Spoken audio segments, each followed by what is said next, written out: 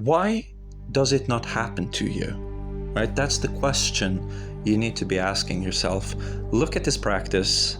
I've just began reading the book that's called The Practice of 6 Yogas of Naropa, and I'm putting in the work in the art department. I'm looking through my old journals, and I'm finding actually some pretty surprising findings. And we still have a problem. I have a problem, you have a problem, and it is this. We do not become lucid. We go into the dreaming as a witness, and we stay in the dreaming confused and bedazzled until we wake up. This is not good.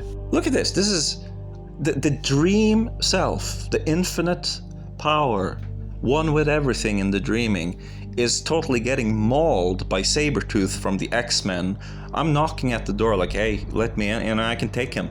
So please use my problem and me explaining my problem to understand your problem, right? Look at this. This sequence of colors that you see right here. This is the sequence of colors of the chakras. Way before I knew anything about chakras, way before I knew anything about Shat Chakra and Nirupanam. This is like 2021, I think, in the December that this happened, and it's spot on. Like even the Banduka flower color of the Anahata chakra is there. That's Banduka. It's pink, it's white, and it's kind of red, but not exactly. And whether you do your sadhana after having a cup of tea or you don't, and it's just you manage to get to that place, all of a sudden these translucent, shiny Buddhist monks, or maybe they're yogis, I don't know, they come and they show me kriyas. They show me things to do, and I do these things and they have great effect. So this vision here I've seen several times, and sometimes it's just resting after a long day, and I do a little meditation and I get really deep because I keep myself awake and not fall asleep, and they show me this. They do this and then they disappear out of the body.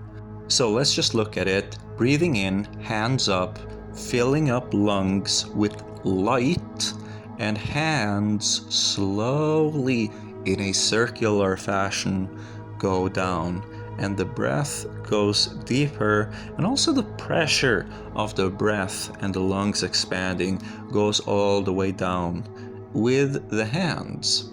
But then as it reaches all the way down, there starts to appear a light in front of their face.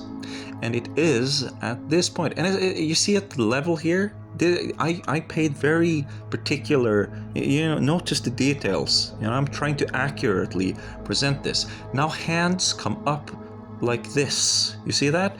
And there's more of that light, right? And I think it's a breath tensing. You see where the tension is? Where the tension is and the attention is of the light inside and outside. And then, after doing this, hands move back down. They move back down.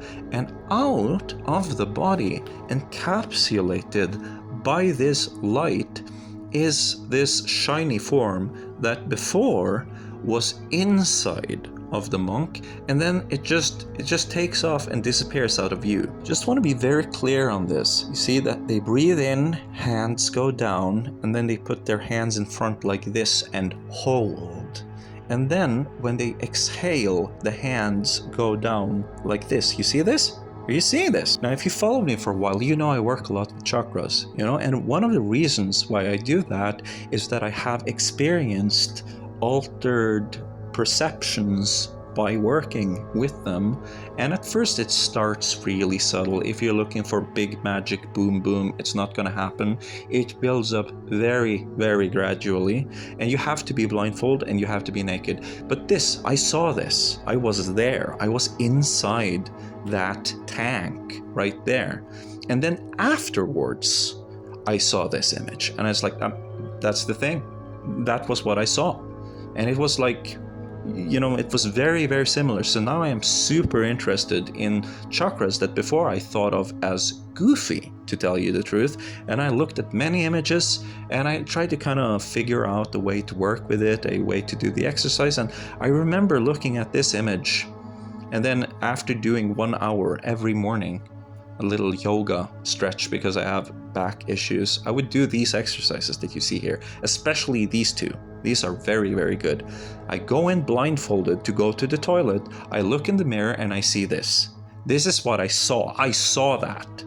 And of course that's going into the book. So definitely, yeah, and then there was a lot of stuff happening afterwards. Anyways, my point is that you and me, we have a problem. And that's why we have not fully ascended.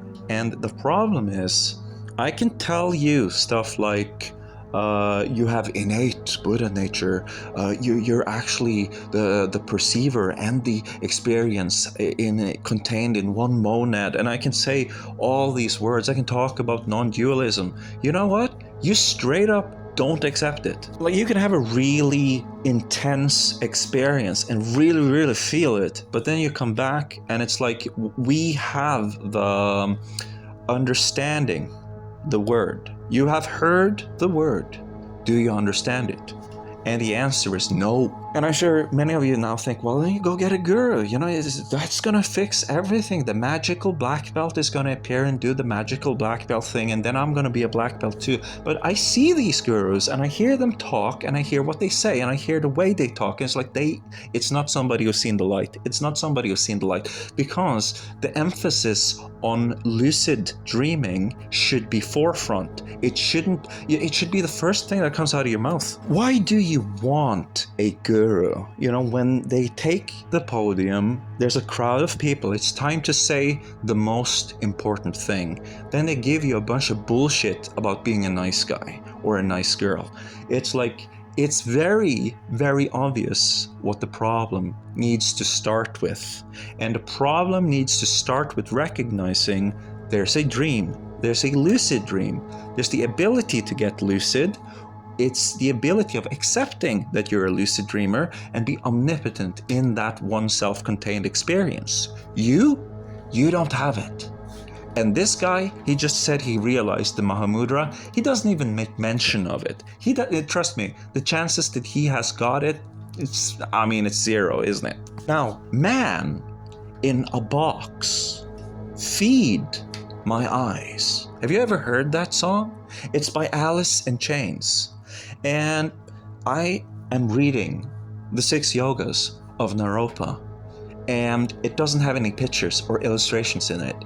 And I have to be honest with you, that just rubs me the wrong way, and I see it as a giant flashing red light when there's a ton of text, but there are no images, especially when it's a practice.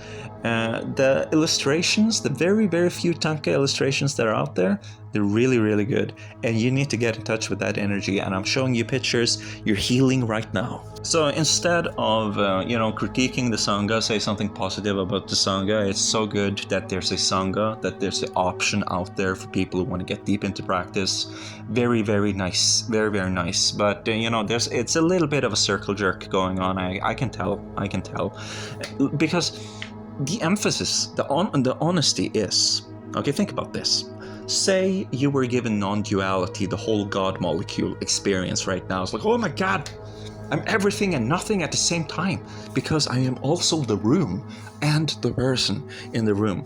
Okay, is it really that sexy? Or is the dream, is that where you have those really, I wish I could have stayed longer experiences? You tell me.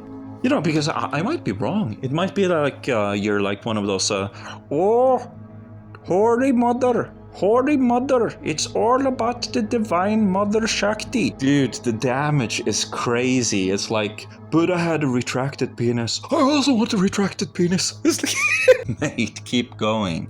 Trust yourself, explore dreams. No one is ever gonna beat the practice. You can win this.